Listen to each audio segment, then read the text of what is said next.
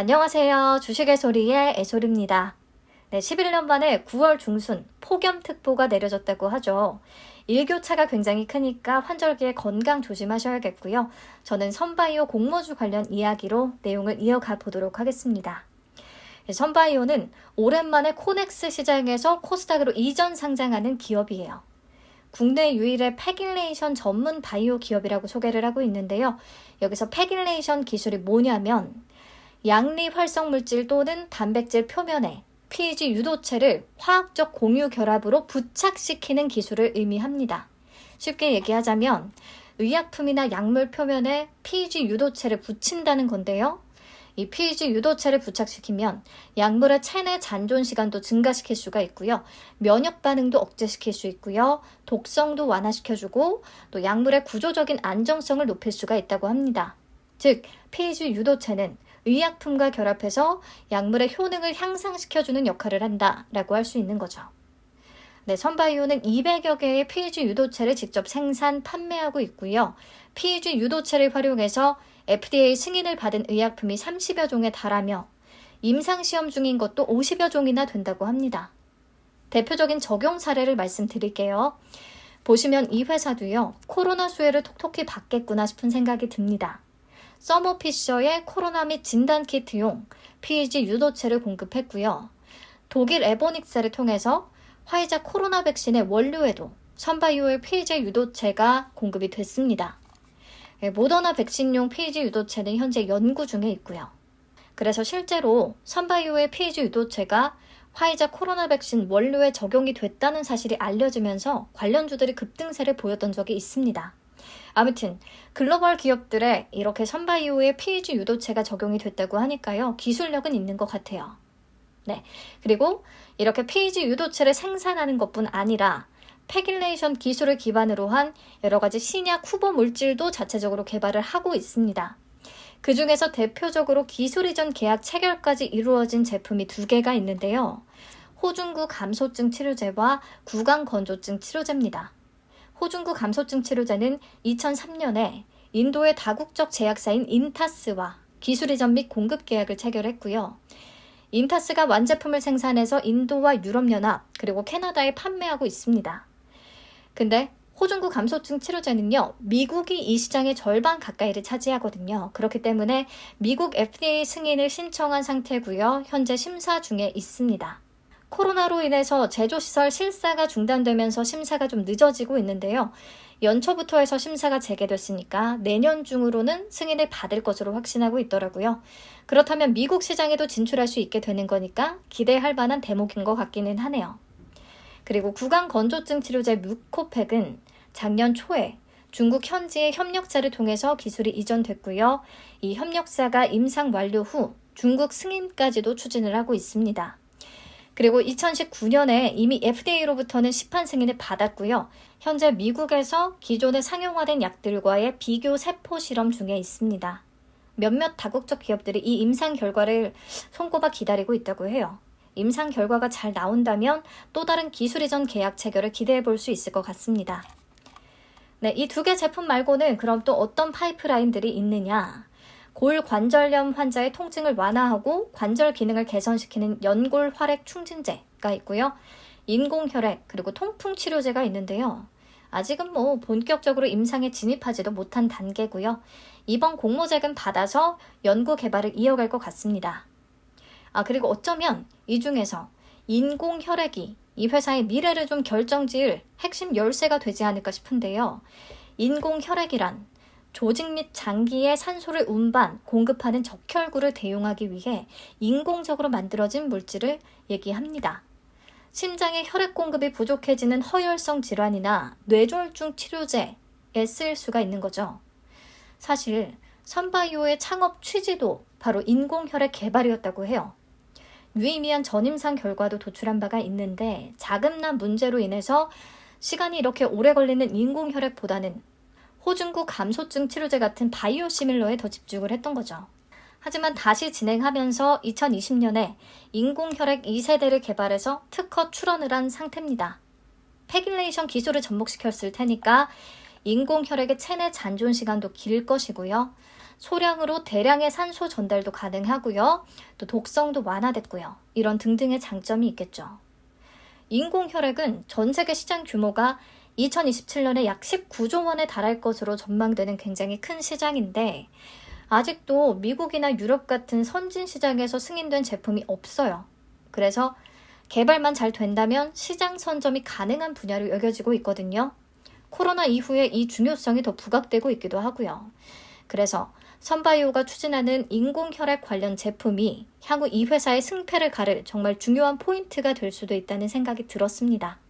네, 회사 내용은 이 정도로 설명을 드리면 될 것 같네요. 근데 이 기업 코스닥 상장을 추진한 게 이번이 처음이 아닙니다. 이미 3차례나 상장 예비 심사를 신청했다가 철회한 이력을 갖고 있어요. 표에 철회했던 사유가 나와 있으니까 참고하시면 되겠고요.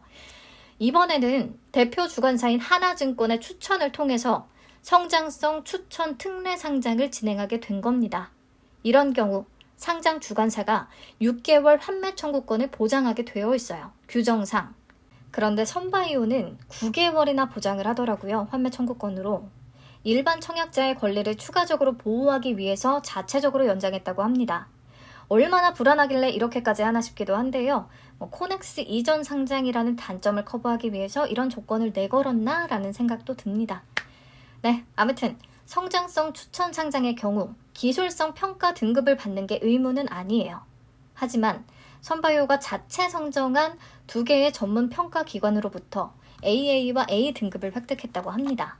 자, 근데요, 이렇게 자체 선정한 기관으로부터 받는 등급에는 사실 큰 의미를 부여하기는 어려워요. 등급을 잘 줄 것 같은 기관을 딱 선정해서 받는 경우가 꽤 많기 때문입니다. 그리고 기술 보증기금이 AA 등급을 주기는 했지만 이런 코멘트를 덧붙였어요. 다양한 형태의 피해주가 매년 지속 보고되고 있으며 이를 활용한 의약품 및 의료기기 또한 지속 개발되는 점을 고려했을 때 모방 난이도가 다소 낮다고 평가될 수 있다. 즉, 진입장벽이 다소 낮은 분야이며 선바이오가 아주 독보적인 남들이 따라하지 못할 그럴 만한 기술을 보유한 건 아니라는 거죠. 네, 이를 통해서 경쟁이 좀 심화될 수 있는 분야고 향후에 수익성이 떨어질 수도 있다는 가능성은 체크를 하고 가야 되겠습니다. 그리고 영업 외적으로 한 가지 실망스러운 부분. 유상증자 및 전환사채 발행 과정에서 공시 의무를 위반한 사례가 있더라고요. 유형자산 양수 결정에 관한 주요사항 보고서도 지연 공시한 사례가 있습니다. 이로 인해서 과징금과 과태료 부과된 내역들이 존재해요. 개인적으로 생각할 때 이렇게 작은 일을 놓치고 그르치게 되면 큰 일에는 더 큰 실수와 오류를 범할 수 있다고 생각을 해서요. 좀 왜 그랬을까 싶었네요. 네, 넘어가서 실적 보겠습니다. 알피바이오에 이어서 흑자를 기록하는 바이오 기업이 또 나온 거죠. 기술 이전 체결권들과 또 코로나 관련 PG 유도체 공급으로 인해서 2019년부터 2021년까지 최근 3개년 연속해서 영업이익과 당기순이익 모두 흑자를 기록했다는 거 확인할 수가 있었어요. 특히 2020년 대비해서 2021년에는 매출액이 81%나 증가했는데요. 이게 아마 코로나 수혜 덕분인 것 같습니다. 근데 아쉬운 건 2022년 상반기 기준의 매출액은 32억 원으로 전년 동기 대비 43% 감소했고요. 또 영업 적자로 전환이 됐어요. 당기순이익은 작년 전체보다 높은 수준이기는 하지만 그래서 상장을 앞두고 가장 최근 실적은 좀 부진하다는 게 아쉽습니다. 과연 앞으로 작년의 성장세를 뛰어넘을 수 있을까 의문이 들기도 하고요. 근데 앞에서 그 호중구 감소증 치료제의 미국 FDA 심사 허가와 구강 건조증 치료제의 미국 비교 임상 결과를 기다리고 있는 중이었잖아요. 둘 다 좋은 성과를 얻게 된다면 매출의 증가를 기대해 볼 수는 있을 것 같습니다. 네, 재무 안정성 지표들은요. 2022년 반기 기준 업종 평균 대비 열위에 있습니다. 작년 말에 생산 설비 증설 목적의 공장 취득으로 차입금이 증가하면서 유동 비율이 좀 떨어지고 부채 비율은 올라가고 차입금 의존도도 높아지고 그런 영향이 있었더라고요. 공장이 가동되면서 수익성 개선까지 이어져야 할 텐데 앞으로 좀 지켜봐야겠네요. 네, 그럼 지금부터는 공모 관련 내용들 같이 한번 짚어보시죠. 총 61만 6천 주를 공모합니다. 공모가 희망 밴드는 14,000원에서 16,000원을 제시했고요. 밴드 상단 기준의 총 공모 금액은 약 99억 원, 소형 IPO 되겠고요. 시가총액은 약 1,971억 원 정도가 되겠습니다. 오늘까지 수요 예측이 진행되고 22일부터 23일까지 청약이 진행이 됩니다. 환불은 주말이 껴서 4일 걸리고요. 상장은 10월 4일로 예정이 되어 있습니다. 하나증권에서 주관했어요. 신주 모집 100%로 진행되고요. 우리사주조합에 배정된 내역은 없습니다. 상장 후에 바로 유통 가능한 물량은 66.75%. 코넥스 이전 상장 종목다운 거죠. 유통 가능 물량이 매우 많고 기존 주주 비율도 61.75%나 됩니다. 1% 이상 주주가 13.27%, 소액 주주들 48.48%. 코넥스 시장에서 이미 거래한 소액 주주들의 물량이 굉장히 많은 거죠. 금액으로는 약 1,315억 원 정도로 좀 무겁습니다. 그리고 미행사 주식 매수 선택권도 있어요. 총 23만 8,600주로 상장 예정 주식 수의 1.94% 정도가 되는데요. 이 중에 즉시 행사 가능한 수량은 5만 7,600주입니다. 0.47% 정도. 근데 이 중에서 3만 5천 주는요. 행사 가격이 19,720원이에요. 즉 공모가 밴드 상단인 16,000원보다도 높은 가격에 해당 주식을 사게 된다는 거죠. 행사할 경우. 그래서 상장 직후의 행사 가능성은 매우 낮을 것으로 보입니다. 그렇다면 크게 신경 쓰이는 요인은 아니겠고요. 네, 코넥스 이전 상장이기 때문에 현재 코넥스 시장에서 거래되는 가격이 얼마인지 확인을 하고 갈게요. 9월 19일 오전 10시 20분 기준 현재가 16,200원으로 공모가 상단과 거의 차이가 없습니다. 그래서 공모가가 16,000원에 확정이 된다면 굳이 공모에 참여할 메리트는 크게 없을 듯한데 그나마 월봉상으로 봤을 때 16,000원 아래 가격에서 거래된 수량은 많지 않은 것으로 파악이 됩니다. 그렇다면 공모가가 16,000원에 확정이 되든지 그 아래 가격에서 결정이 되든지 소액 주주들이 공모가 부근에서 바로 매도할 가능성이 높지는 않다는 거 그나마 다행으로 생각해야 될 것 같아요. 네, 그럼 선바이오 공모가 어떻게 산정했는지 한번 보겠습니다.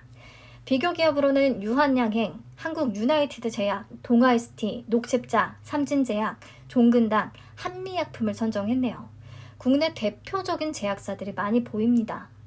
보면 유한양행과 동아ST, 한미약품의 퍼가 40배 이상으로 매우 높은데요.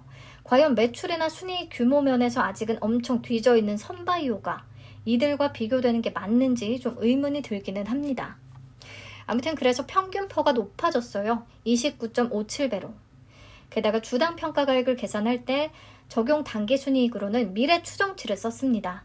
23년, 24년, 25년 추정순이익을 20% 할인율로 당겨온 수치를 적용했어요. 회사의 기대치를 잔뜩 먹으면 추정순이익이니까요. 욕심이 담길 수밖에 없다라고 보고요. 할인율도 높지 않습니다. 밴드 상단 기준으로 25.6% 적용했는데요. 성장성 특례 상장 기업들의 딱 평균 정도 되겠습니다. 아무래도 공모가는 조금 욕심을 낸 게 아닌가 싶고요. 이렇게 계산된 공모가는 유사 기업과의 밸류에이션 비교는 큰 의미는 없다고 봅니다. 그것보다는 코넥스 이전 상장이기 때문에 혹시 코넥스 기준가 마법이 통할 가능성이 있는가를 따져보는 게 더 중요할 것 같아요. 이 코넥스 기준가 관련 얘기는요. 수요 예측 결과를 통해 공모가가 확정이 되면 다시 하도록 하겠습니다. 자, 오늘 내용 한번 정리해 볼게요. 선바이오는 국내 유일의 패길레이션 전문 기업으로서 코넥스에서 코스닥으로 이전 상장하는 종목이다. 호중구 감소증 치료제와 구강 건조증 치료제 기술 이전 계약을 체결한 바 있고 화이자 코로나 백신의 PEG 유도체를 공급한 바 있었죠. 이를 통해서 바이오 기업이지만 2019년부터 2021년까지 쭉 흑자를 기록해 왔는데 올해 상반기 기준 매출액도 전년 동기 대비해서 감소했고 영업 적자로 또 전환이 돼서 아쉽다고 봅니다. 작년에 보여준 큰 폭의 성장이 계속 이어질 수 있느냐를 생각하면 잘 모르겠어요. 그 대표 2가지 제품이 판매될 수 있는 지역을 확실히 확대할 수 있느냐가 관건일 것 같네요.